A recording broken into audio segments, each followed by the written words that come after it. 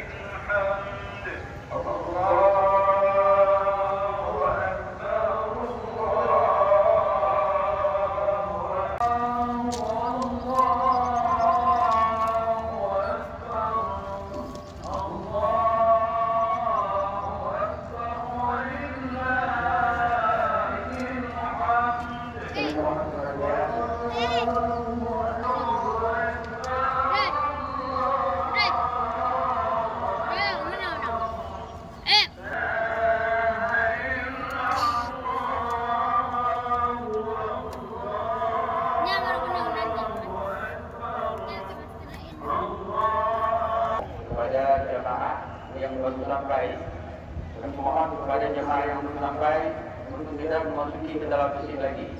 Lantaran di dalam sudah penuh. Lagi kami mohon perhatian kepada jemaah yang belum sampai ke masjid agar tidak memasuki ke dalam masjid.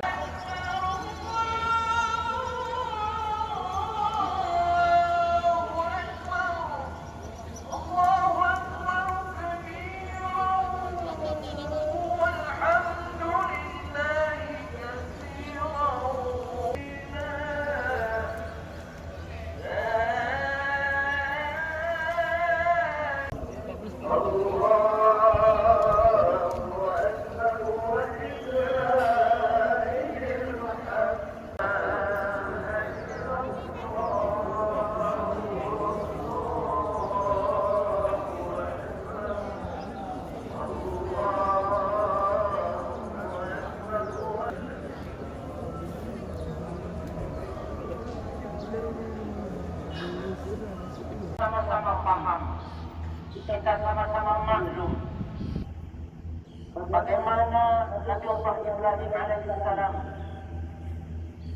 tunduk dan patuh kepada perintah Allah Subhanahu wa Ta'ala. Yang mungkin andaikan perintah itu dibebankan setelah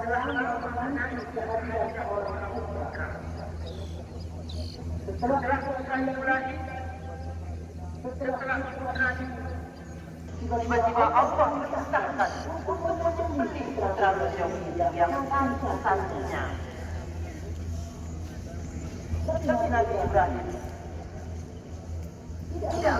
Andaikan ada perintah yang lebih dahsyat dari itu, beliau tetap akan laksanakan. Kejadian besar ini Mangkul Mazakal, apa pendapatmu? Kita laksanakan perintah Allah untuk menyembelihmu atau kita lari dari perintah ini? Apa jawaban Ismail kecil?